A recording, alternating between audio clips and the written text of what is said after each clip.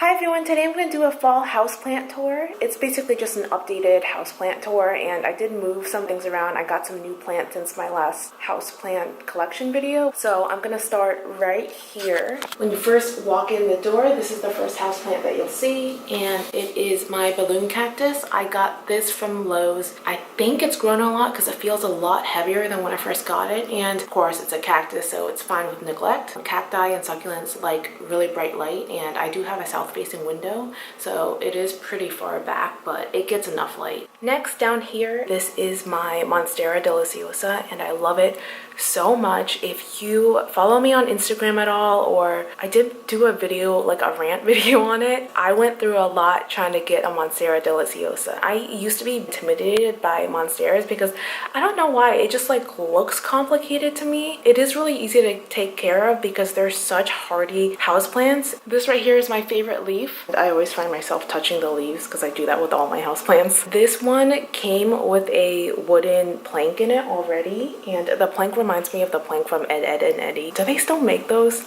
Anyways, this is also a new leaf right here, and this one is too. It came with the plank and then it came with this, so a lot of them are wrapped around that. I'm like getting confused because I'm looking at the screen, but I should be looking at the actual plant in real life.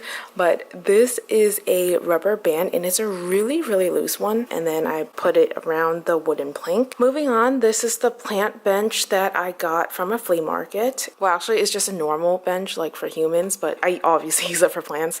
And right here is my Ficus Audrey. It's my newest baby. I read that Buddha sat under this plant when he reached enlightenment. Obviously a much bigger version because they get really big. Also, the leaves are so soft. It doesn't look like it would be really, but they're like velvety leaves, and I just love the structured look and everything about it. So this plant is from IKEA. It's a Parlor palm. This pot is also from IKEA. This has grown so much. This is a new leaf that is unfurling because there's like so much going on. You don't even notice how much new growth is happening. Yeah, so right here, it looks like just a normal stem. It's gonna start to open slowly, and it's just so cool to see the progress on this guy. Moving on, this is my pothos Enjoy, and it was sitting on my refrigerator. Honestly, I was kind of neglecting the fact that it wasn't enjoying the cold air that was coming from the fridge every time I opened it. Part of it was very full and the other half was just very sparse, and I feel like whatever was trying to grow on the side that was closest to the fridge,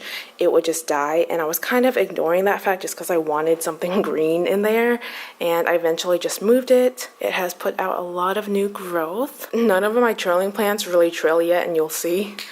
Here is my most problematic plant, my Calathea medallion.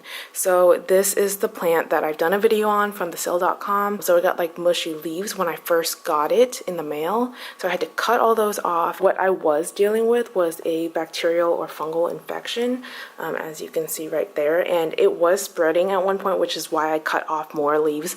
This is as good as it's gonna get right now. I just hope it puts out new leaves like next spring during the growing season. So now moving on to the desk area, this is my variegated rubber tree. So this leaf is pretty new. Eventually there will be some new growth out here, and you see that green part right there? A leaf is gonna come out of there. This guy is happy right on this desk. This plant is from Trader Joe's for like $5.99, and you can find a lot of great plants at Trader Joe's. For these two stems, they were growing really far apart from each other, so it looked pretty awkward. I have such awkward plants.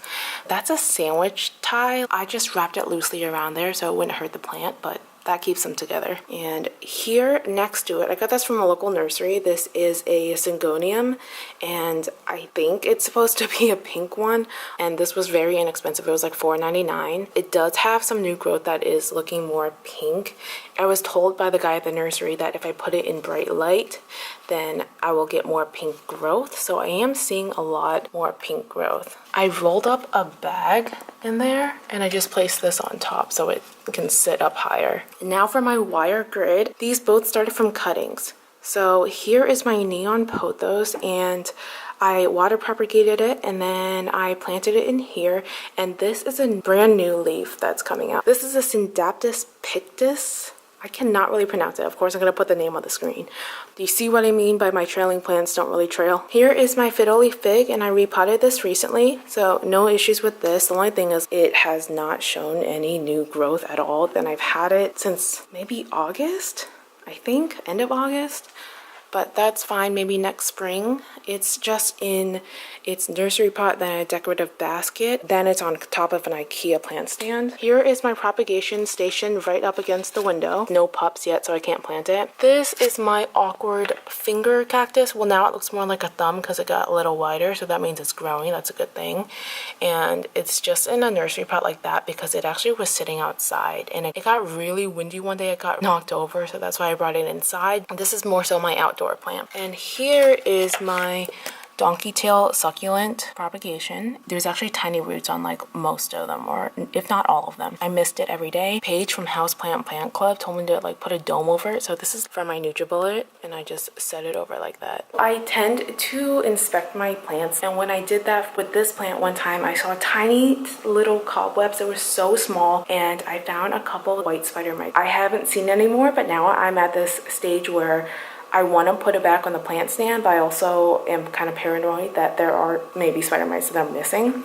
So that's why it's still up here. So the last plant that I have out here is my aloe vera. And my aloe vera is just sitting right here on the counter. It's showing some new growth right there. Okay, so for the last two plants, I am in our bedroom. Right next to the mirror is the ZZ plant. That's from the sale. As you can see, there's two yellowing leaves, so I'm just gonna go ahead and chop that off. I left it on for the video specifically. I am used to yellow leaves on my plants, but it does stink when there's not many leaves to lose because this is a really small ZZ plant. But I'm gonna go ahead and cut it off pretty close to where it meets the soil. On my nightstand, this is the last plant that I have in here, and it is just my snake plant. This plant hasn't done so much growing since I got it, but there is some new growth right there. When I got this from Lowe's, I didn't know what a top dressing is, and that is when they basically glue rocks at the top of your plant.